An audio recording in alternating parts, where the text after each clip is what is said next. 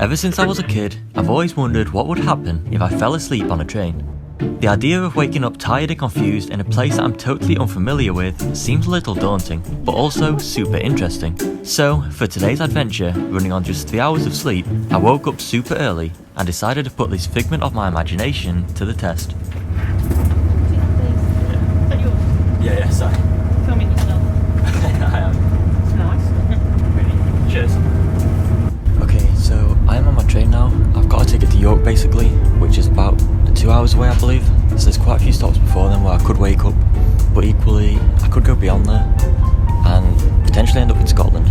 But I doubt it, to be honest, because I don't normally sleep that long on public transport. I'm kind of nervous, to be honest, but it should be fun.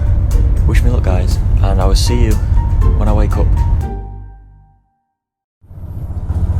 Okay, so just like a voice note update, I've been on the train now for like 40 minutes and I failed to fall asleep. So based on my ticket, there's only like 2 more stops left. So what I've done is I basically got a different ticket, one that takes me a bit further. I'm just going to do my best to sleep because I am so tired, but I've just not had any luck so far. About 3 hours later, going into destination unknown, I woke up and the sleep clearly hadn't given me any more energy. I'm so tired. Okay, so I just woke up as some people were getting onto the train, and I don't know where we are, but it looks just like Fields. Doesn't look that amazing, so I'm guessing the next stop is kind of like a town. I mean, at least it's nice weather. Thanks for calling point to this service. Will be back past 3. If you're leaving us there, please do mind the gap between the train and the platform. It's the sea. We're going to the seaside. And just like that, my fear of this video going completely wrong had totally vanished, and my energy had come back. We are at Berwick upon Tweed. Admittedly, this was a place I'd heard the name of before, but it was also a place I knew absolutely nothing about. Although the first look seemed very promising, as I followed a footpath down to the water and into the ruins of an old castle. Already, this place had offered more than I'd expected. Okay, so right now I'm in a place called Berwick upon Tweed. I now have my energy back, which is a big bonus. I think it's impossible not to have any energy here because this place just feels insane. I've not been to the beach for probably like a year now, so seeing the sea and the water today just feels so cool. You see, I was a bit concerned we'd end up in like a weird little city with nothing to do, but it feels more like I've struck a gold mine.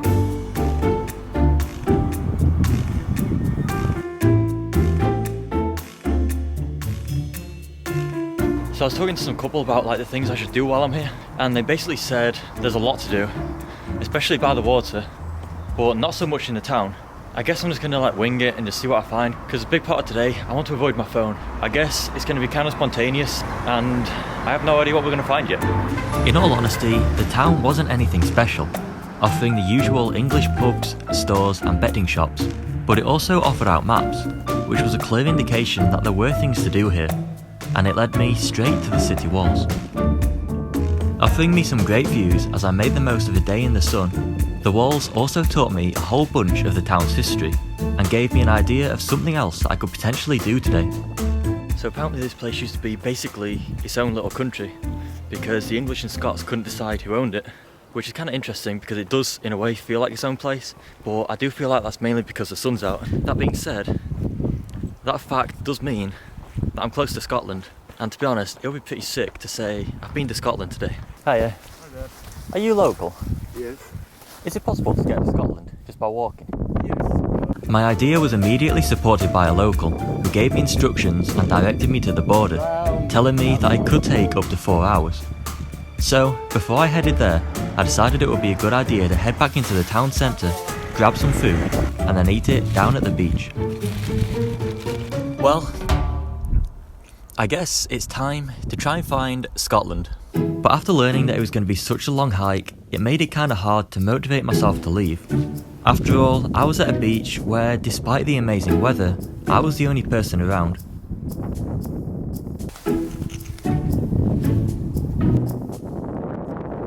It really did feel like the place was mine, and so I had no choice but to make the most out of my time here, before finally I managed to drag myself away. That was until I came across yet another distraction. Everywhere I go, I find something new, and if I keep stopping like this, I'm not going to make it to Scotland.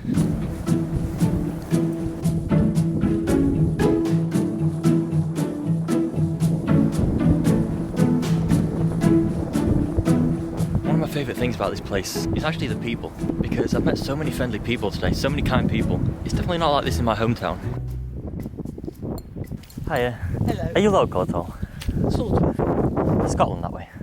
Yes. About 4 miles. Before going onward, some more locals gave me reassurance about the route and also taught me a little about the local geology. Series of circular patterns in the rocks here. Okay. There's a bit of circle there. Yeah, I There's can see another that. bit here. The lady's skirt, and the people end up calling it lady's skirt, but Oh. it's a lady's skirt.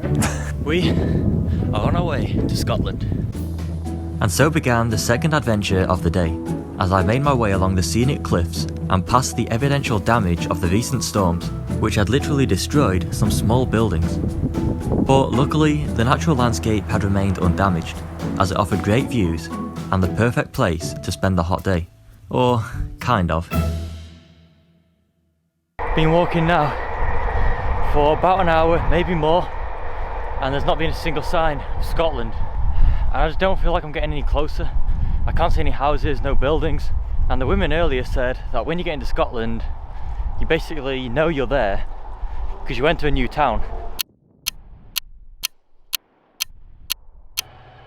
I've been walking for probably more than 2 hours now, although I have stopped a few times I guess, but it does look like houses are appearing in the distance. Am I in Scotland? I mean, I thought there'd have been like a signpost or something if I was, but there's nothing. It just feels like a ghost town. Legit, without the summer tourists, this place was totally dead, and it genuinely did feel like a small ghost town. But that lifeless feeling soon passed. Half a mile. What an adventure. Okay, we are so close. I can actually see the border.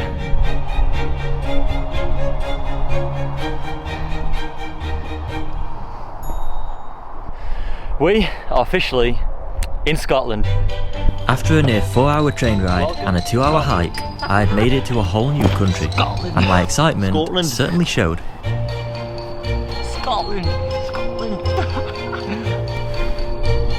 What? Well, that's what Scotland looks like. Scottish soil. I mean, to be honest, it's no different, but to say I've been to Scotland today feels like a big achievement, and it's something that I 100% did not expect from today. What an adventure.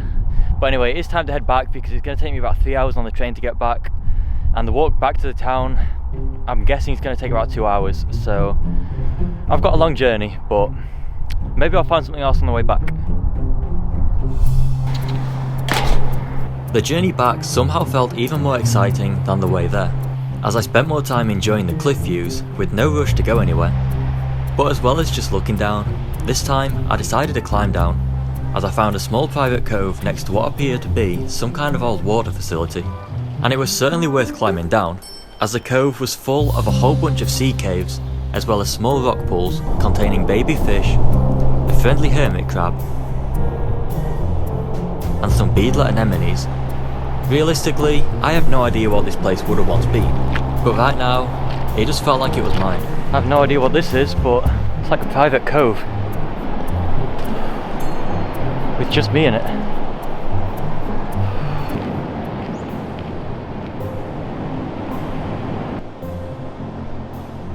As other people headed for the main beaches of the town, I'd found my own private spot, a place which really felt like its own mini paradise.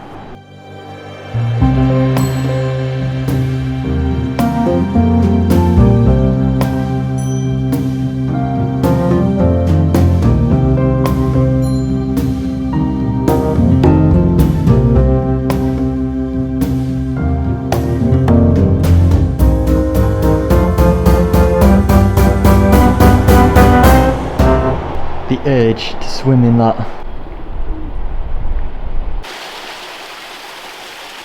Sadly, with the sun going down and the hours getting later, I didn't have much time to spare here, but the time I did have was certainly time which I enjoyed. So the sun is setting and I might be back in the town just before full sunset. So I feel like I'm going to time it perfectly here. and I'm gonna get back into town at about sunset, and I might try and get some drone footage. The final flight of the drone showed me the town and its beaches from one last angle, before the sky went dark and the day came to an end. Despite the sunset being a no-show, the views were still insane, and showed exactly what made this place feel so special.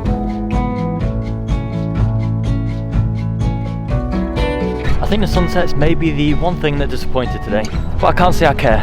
Honestly, today has been insane.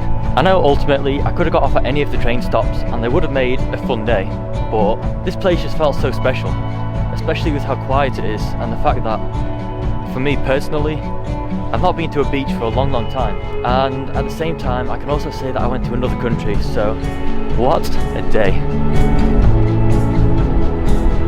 After saying a final goodbye to the place, it did genuinely feel kind of sad to leave.